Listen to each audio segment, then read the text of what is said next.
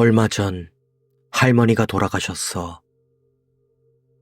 뇌출혈이라고 한 번 쓰러지시고 그대로 병원에 입원하신 후에는 다시는 집으로 돌아오지 못하셨지.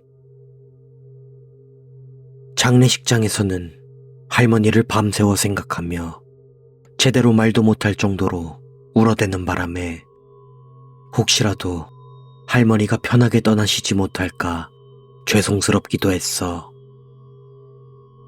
그래서 그날 밤은 원래 우리 아빠가 향을 지켜야 하는 날이었는데 할머니에 대한 미안함에 나는 아빠 대신 향을 지키면서 그날 밤을 보냈어.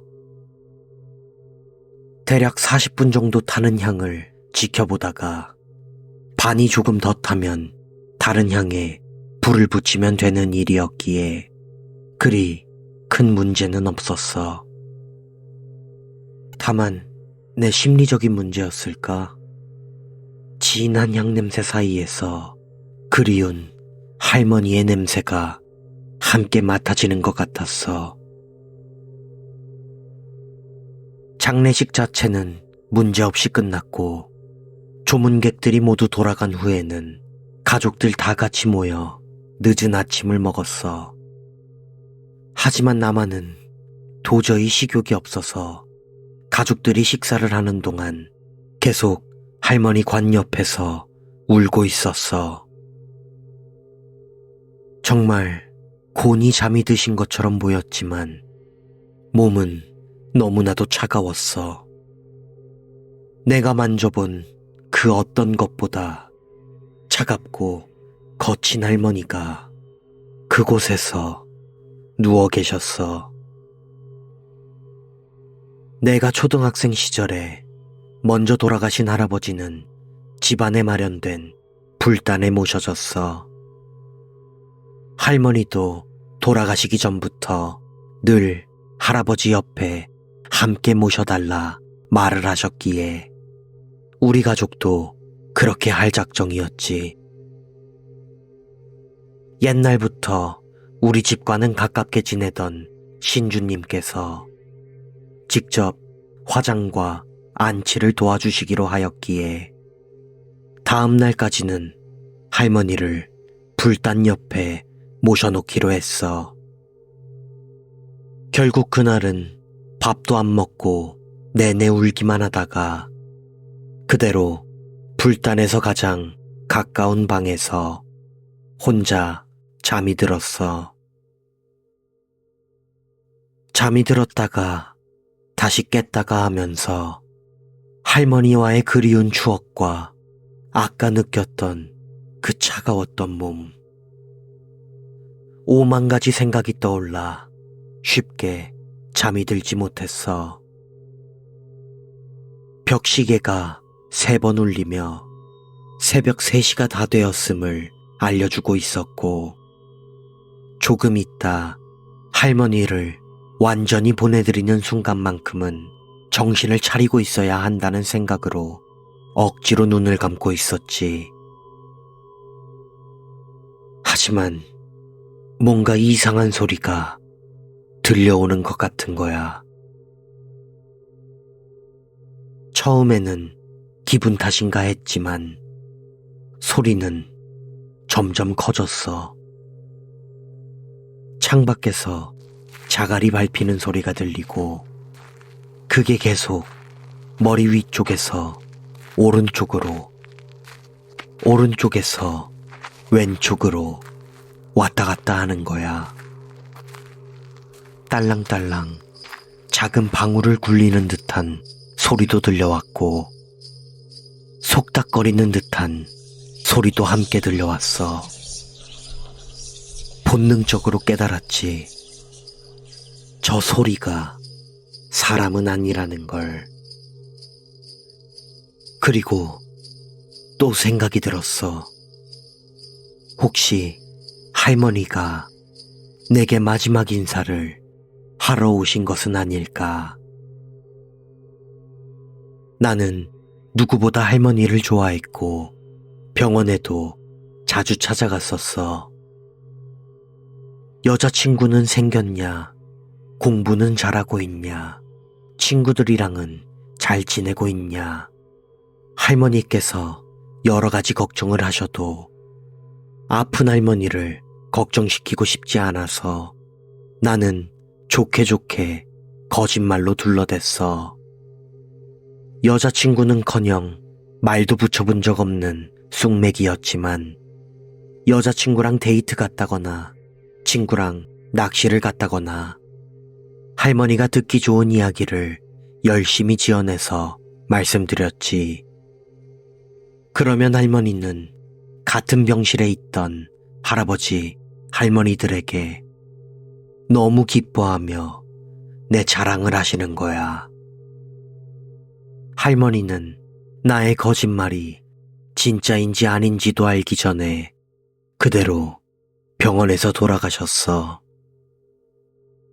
할머니에게 당당하고 멋진 손자로 남아서 다행이라는 마음과 결국 마지막까지 진실을 말하지 못했다는 죄책감이 함께 들어 뭔가 복잡한 기분이었어.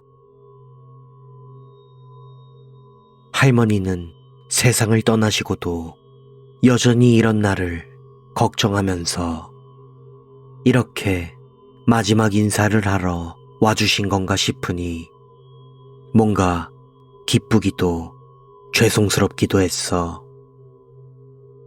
할머니가 나를 찾아왔다는 생각에 눈물이 멈추지 않았어. 눈물을 쏟아내고 있는 이런 한심한 모습을 들키고 싶지 않았어.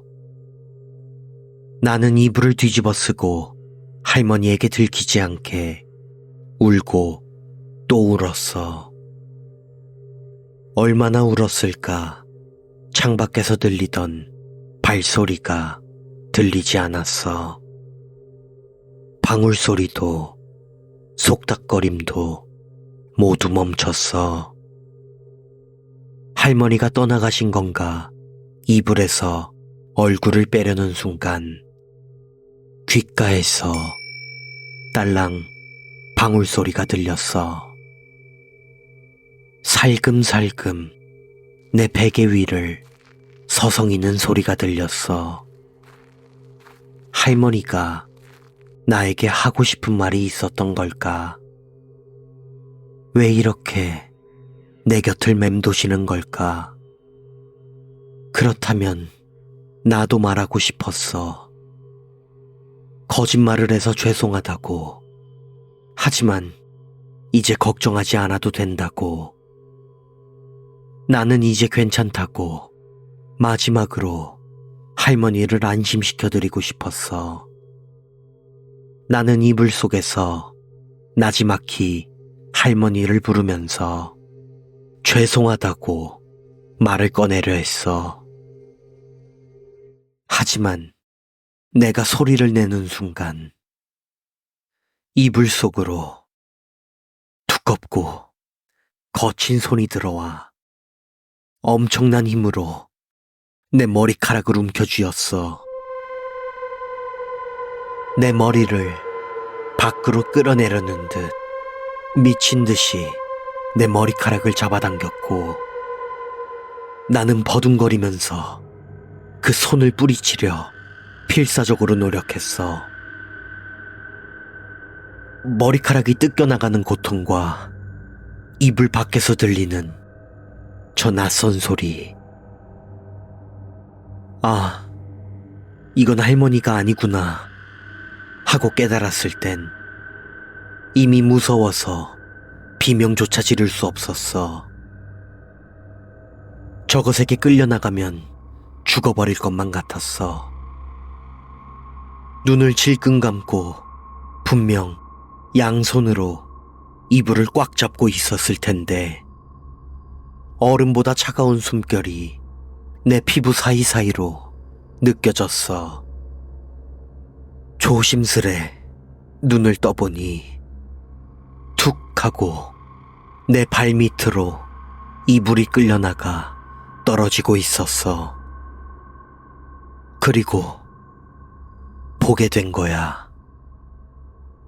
메말라붙은 땅바닥처럼 피부가 쩍쩍 갈라진 채 온몸에 비늘 같은 것을 뒤집어 쓰고 새까만 눈알을 가진 것이 내 얼굴을 빤히 쳐다보고 있었어. 허벅지와 팔뚝에 바늘로 꿰매놓은 듯 방울을 달고 방구석에 쭈그리고 앉아 나를 뚫어져라 쳐다보고 있었어. 비명을 지르고 싶었지만 숨을 제대로 쉴 수가 없어서 알 수 없는 신음소리만 터져나왔고 팔과 다리를 휘적거리면서 짐승처럼 네 발로 기어 불단이 있는 방으로, 할머니의 관이 놓여있는 그 방으로 필사적으로 도망쳤어. 그대로 아침까지 할머니의 관이랑 불단벽 사이 틈에 숨어서 내가 달아놨던 방문을 보고 있었어. 그 어두컴컴한 곳에서 그것의 모습은 잘 보이지 않았지만 계속해서 들려오는 방울 소리와 그 축축하고 차가운 공기, 그것이 아직 방 안에서 나를 노려보고 있다는 것쯤은 어렴풋이 느낄 수 있었어. 무서웠어. 기억이 잘 안 나. 나도 모르게 잠이 들어버렸는지도 모르겠어. 방 안으로 햇빛이 쏟아졌을 때 그것의 모습은 이미 사라져버린 후였어. 솔직히 꿈이었을지도 모른다고 내 기억을 의심했어. 장례식장에서 3일 내내 거의 잠을 자지 못했으니까 헛것이 보인 거라는 생각도 들었어. 뭔가 꺼림칙한 기분이 들었지만 내가 본 것을 현실이라 믿기는 너무나도 어려웠지. 하지만 그건 꿈이 아니었더라. 아침을 먹고 신주님이 계신 신당으로 찾아가 할머니의 화장과 납골까지 마무리하고 납골함을 들고 불단에 마지막 절을 올리러 집으로 돌아왔더니 그것이 다시 내 눈앞에 있었어.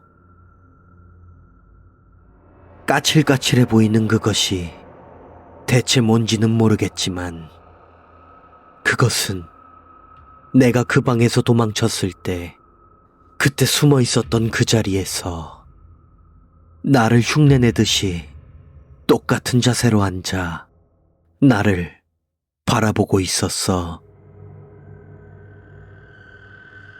여전히 갈라져 있는 피부, 기분 나쁠 정도로 새까만 눈, 온 가족들이 모여있는 곳에서도 뚫어지게 나를 바라보고 있는 섬뜩한 눈동자, 둥지에 또아리를 든 뱀처럼 당장이라도 허물을 벗어던지며 내게 달려들 것 같은 뱀인간. 무서움과 불쾌함이 함께 느껴졌어. 가족들은 아무렇지도 않게 불단에 절을 올렸어. 보이지 않는 건지 아니면 당연하다고 생각했던 건지 알 수 없었어. 할머니의 납골함에 절을 올리는 것인지 아니면 그것에게 절을 올리는 것인지 헷갈리기 시작했어. 집안 불단에는 그 뱀 같은 녀석만 남아 있었어. 나는 결국 불단에 절을 올리지 못했어. 그 대신 떨리는 몸을 숨기면서 그것의 눈을 감히 피하지 못하고 가족들이 내 몸을 끌고 나갈 때까지 그대로 그것을 계속 쳐다보고 있었어. 혹시 내가 할머니가 돌아가신 충격으로 정신이 이상해진 건가 의심이 들고 있어. 이상해질 거라면 차라리 할머니가 보였으면 좋았을 텐데 대체 왜 저런 기분 나쁜 것이 보이는 건지 도저히 참을 수가 없어서 아빠에게 물어보려고 마음을 먹었어. 물어봐야지만 내가 미친 것인지 아니면 그것이 정말 존재하고 있는지 확실하게 알 수 있을 것 같아. 우리 집 불단에는 내가 감히 믿기 힘든 것이 모셔져 있을 수도 있겠다는 생각이 들고 있어. 정말 그 뱀인간은 대체 무엇일까?